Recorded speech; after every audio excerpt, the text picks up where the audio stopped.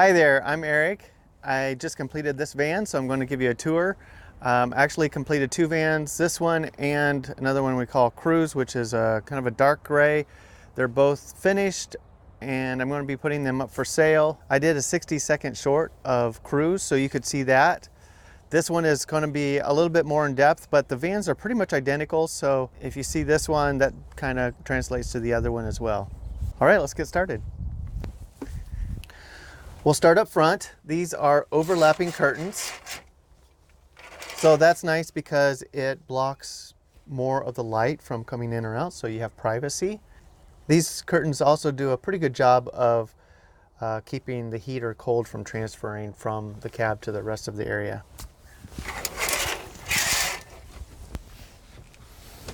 Next to the seat, there's a 300-watt inverter. So this inverter, because it's only 300 watts, has low overhead, meaning that it doesn't use a lot of power when it's just on. But it's enough power to run like a laptop and some like a monitor or some speakers, that sort of thing, and also it has ports for charging your phone. This cushion is available on Amazon. It's a kind of a standard size, so you could probably find it at other places too. But if you got a rip in it or something like that, you could easily replace it. There's storage under the seat. This is held on just by some magnets, so it's easier to open. And then you have access to this area underneath the seat. There's cabinets overhead. All the cabinets throughout have the soft closing hinges. There's a reading light accessible from the seat, so that's nice. You can just turn it on right here. There's a pull-out pantry that makes good use of space. Of course, you can't see it from that side, so come over here. So you can see this does a good job of holding lots of different items. Like this is a large box that fits in here, and you can put cans. There's just lots of storage from this. It's basically like a whole cabinet in your house turned sideways. So there's 3 drawers for storage. And the bottom one has built in a spot for a trash can, particularly this trash can. This one's nice because it has these little notches in it, which allows it to hold on to the handles of just normal grocery bags. And so that's particularly nice because it's easy to throw away. I mean, when you're on a road, a lot of times you don't have access to a dumpster to throw a large kitchen bag, so that makes it kind of nice because you can just throw it away at like pretty much anywhere that has a trash can outside, like a Walmart or a gas station. There's a closet here with a full-length mirror and lighting around it. This is dimmable lighting. It turns on when you open the door. There's a microwave up here that's powered by the inverter, by the larger inverter, the 2,000-watt inverter. And then the closet is nice and long so that you can put longer items in here, hang them up. Next we have access to under the bed.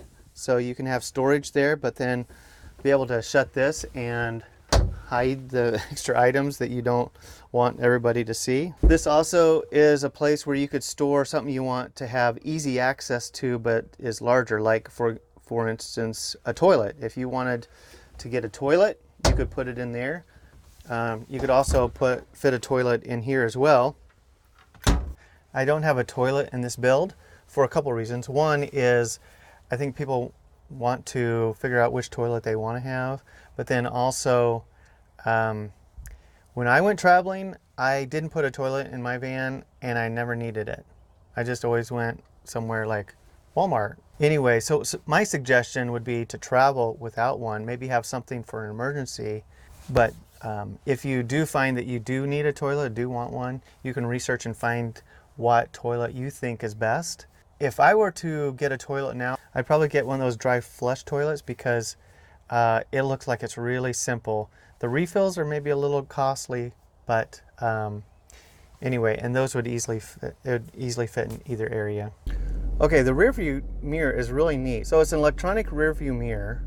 So it's just kind of a normal mirror, but there's nothing back here to see. You can't really see behind.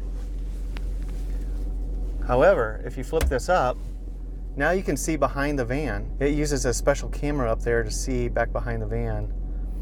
And that's really neat. While you're driving, you can actually use the rear view mirror like a normal rear view mirror, like you would in a car. This is the normal backup camera, and this is the one used by the rear view mirror. So the normal backup camera shows the immediate, like what's behind you, and that's really helpful. And that shows in the radio area in the dash. But this one will show in the rear view mirror area when you're driving, which is really nice. Okay, so this is the back of the van. This is kind of the garage area. And on the left side, the driver's side, you have the water system. This is how you fill it with, this has a quick connector for a hose. And then you fill this is a 25-gallon freshwater tank. Then it goes up here through this, it goes through this hose, which is an anti-vibration hose. So the vibration of the pump doesn't transfer to the frame. And then it goes through a strainer into the pump.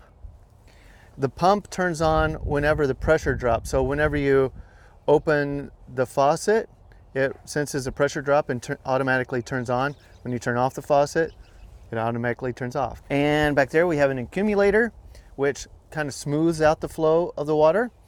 And we have a 2.5-gallon water heater, which doesn't sound like a lot, but it's enough, particularly because I've made this outdoor shower to where it's really efficient. This is a quick connect. So you can connect this in here and you turn on your hot or cold. And then this sprayer is just kind of like you'd find on a sink. And so you can use it to take a Navy shower, which you rinse off. Then you use your shampoo and your soap, and then you rinse off again. And since it has this, you don't waste a lot of water. There's a drain valve here. So since this is the lowest point of the system, it allows you to drain the tank. You can use this for a phone charger so that you can charge your phone by your bed. This is the fuel tank for the diesel heater, and it's at an angle so it's easier to fill at the gas station. On this side is the battery and all the electronics, a solar charge controller, a battery charger, the 2000 watt inverter, fuse box. This covers up the fuse box so you can easily get to it. This is held on by 4 magnets, so it's easy to get on and off. There's your fuse box.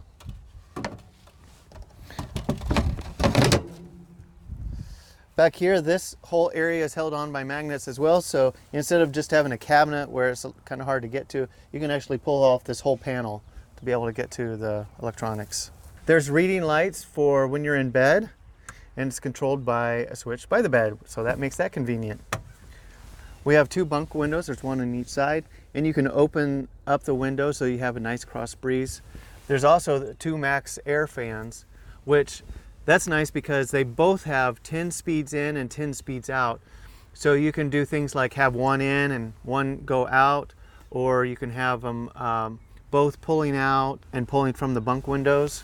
So there's lots of possibilities with ventilation. There's a full-size mattress. The ceiling is actually cedar. We have 3 overhead cabinets.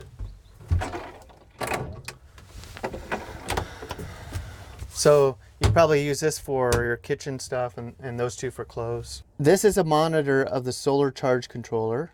This is the thermostat for the heater. This shows the state of charge of the battery, and it shows how many amps in or out are coming into or out of the battery. This is a control for the inverter. That's how you turn on the inverter. And the inverter powers this outlet. It powers the water heater and the microwave. I created this soap cubby because my previous van, it didn't have that, and I always was trying to figure out where to put my soap. This holds both some dish soap and some hand soap. Now this is a large thing of hand soap, but because this is low enough, it'll fit a smaller hand soap as well, kind of the normal size. This is a nice large sink. So kind of the normal sink in houses, there's basically 2 of these, so it's kind of like half of your kitchen sink at home. This faucet has an integrated sprayer, and in a pinch you could even spray stuff outside if you needed to. So these are the light switches. So this does the main lights. The second one controls the lights for the kitchen, and the lights actually extend all the way over the bed. This light controls the Dream Color lights. This controls the water pump. When this is on, it allows the water pump to work with its automatic function where it just senses the pressure. When it's off, it can't run at all. And I like to leave that off when it's not in use. This switch controls the drain valve. So this has, under the fridge, there's a 10-gallon gray water tank that the sink drains into.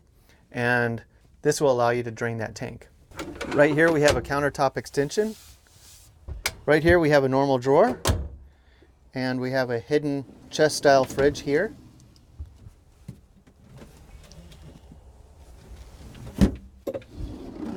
This is the exhaust port for the diesel heater. The diesel heater does a really good job of keeping it nice and toasty in here. Even on the coldest days, it'll be nice and warm in here. The intake for this is under the bed, so it actually draws air over the bed and underneath, and it kind of circulates all the air for the whole cabin, even in the garage. There's 3 ways to charge the lithium batteries. The primary way is through the solar charge controller. So there's 460 watts of solar on the roof. It goes through the solar charge controller and charges the batteries, the lithium batteries, at just the right voltage that it likes. There's a battery-to-battery charger underneath the seat. It's powered by the van's alternator. So it charges the lithium batteries from the alternator. And so whenever the engine's running, it can do that. I will show you, there's a switch on the dash that allows you to turn it on and off. When the key is on, it's activated, and you just use this switch to turn it on. So if your solar is doing a good enough job, you don't need the alternator to run it from the battery.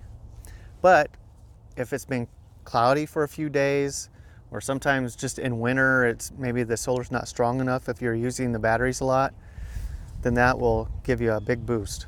The third way to charge is from a battery charger that's located behind here.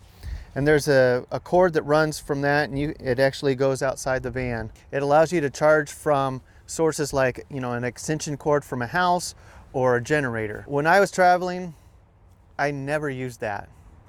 The solar was definitely enough, and if it wasn't, I could always charge when I'm just going down the road. So I never used that, but in the rare circumstances where you need it, you have it. Hi, I'm shooting this after the original video that you've been watching, and since then I've installed this Lagun table, which is actually really nice to use. This wood is the same as the countertops, so it matches perfectly. You can move it out of the way so that you can get up and get food and then sit back down and watch your favorite show on your laptop. Also, I built this cubby beside the bed, which allows you to put your phone or book or something in here that you can have with you beside your bed. There's also this 12-volt outlet, which allows you to put a phone charger there, and it doesn't go through the 120-volt power, so it uses less actual power to do that. If you've made it this far, don't forget to hit the like button, and until next time, adventure awaits.